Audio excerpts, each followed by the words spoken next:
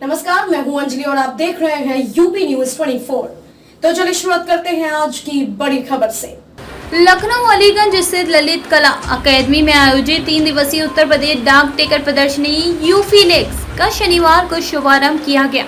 इसी दौरान मुख्य अतिथि के रूप में मौजूद मुख्यमंत्री योगी आदित्यनाथ ने श्री राम वनगमन पथ के विशेष आवरण और विरूपण का विमोचन किया। उन्होंने कहा कि भगवान राम का 14 वर्ष का वनवास रहा और आने 12 वर्ष उत्तर प्रदेश में व्यतीत किए हैं। चित्रकूट इसका उदाहरण है। कपिलवस्तु में था भगवान बुद्ध का परिवार, उस समय साधन नहीं थे। एक स्तंभ इसका गवाह है, वह किन मार्गों से होकर गुजरे थे।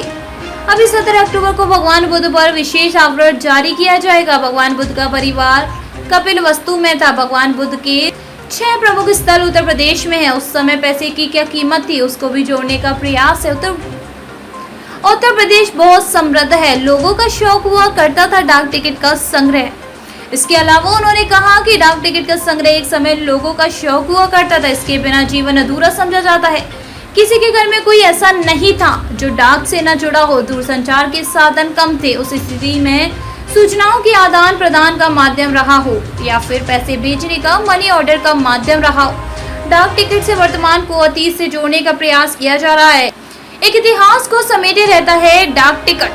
आजादी के बाद से लगातार अब तक कौन से डाक टिकट जारी हुए हैं, प्रदर्शनी में लोगों को देखने का अवसर मिला।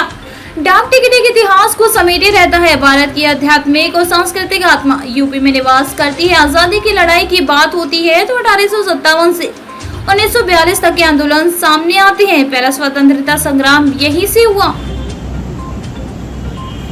कि डाक टिकटों का संग्रह एक समय लोगों का एक शौक हुआ करता था।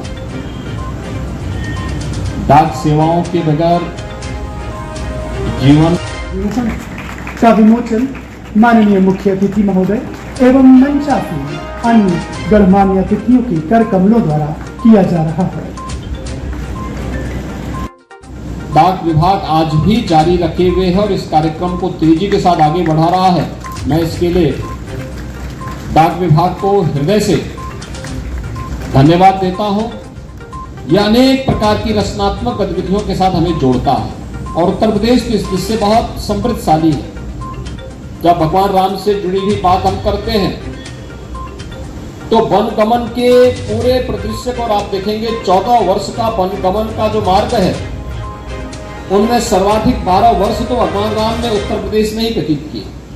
उत्तर प्रदेश का चित्रकूट जनपद इसका साक्षी है और स्वाभाविक रूप से यह हम सबको बहुत सारी जानकारी हम लोग मान के चलते हैं कि 14 वर्ष का भगवान राम को उस समय साधन नहीं थे, इसलिए हम लोगों को लगता है बहुत लंबी दूरी, बहुत सारी चीजें ऐसी लगती हैं जो हम लोगों के लिए भयावह लगती है। लेकिन आज साधन है, एक स्थल उस समय की गवाह हैं कि भगवान राम किन मार्गों के माध्यम से वनों में गए थे और उस समय के रहा हो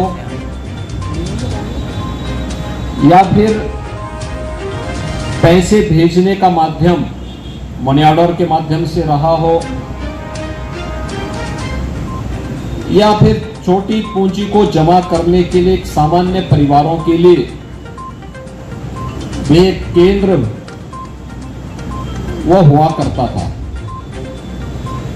लेकिन अपनी इन रचनात्मक गतिविधियों के साथ डाक टिकटों के संग्रह को एक समय काफी रुचि का क्षेत्र बना दिया था डाक सेवाओं ने और डाक विभाग ने उसके माध्यम से पूरे वर्तमान को समेटते हुए अतीत को जोड़ने का एक बेहतर प्रयास भी किया था। आज हम सब यहाँ पर जुड़े हैं। हमने यहाँ पर देखा है कि जो 300 प्रकार की अधिक फ्रेम्स यहाँ लगे हुए हैं। जब हम लोगों ने एग्जीबिशन का यहाँ पर अभी उद्घाटन किया है,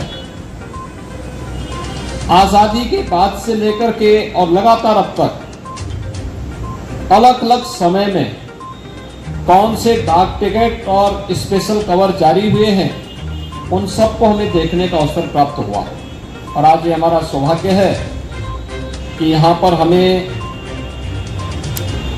भगवान श्री राम के 14 वर्ष के वनवास के कालखंड के दौरान राम वनगमन पथ उत्तर प्रदेश के वे प्रमुख 14 क्षेत्रों को भी इस स्पेशल कवर के माध्यम से देखने का एक अवसर प्राप्त होगा। यानी यह एक कलेक्शन तो है ही, अतीत को जोड़ने के साथ ज्ञानवर्धन और मनोरंजन दोनों का एक माध्यम भी इसके माध्यम से बन रहा है। दूसरा जो पुराना कलेक्शन है वह उस समय की तकनीक के बारे में भी हमें नजदीक से जोड़ने का। और खबरों में अब तक लिए बस इतना ही। मिलते हैं फिर ऐसी ही बड़ी खबर के साथ, तब तक के लिए नमस्कार और देखते रहिए यूपी न्यूज़ 24।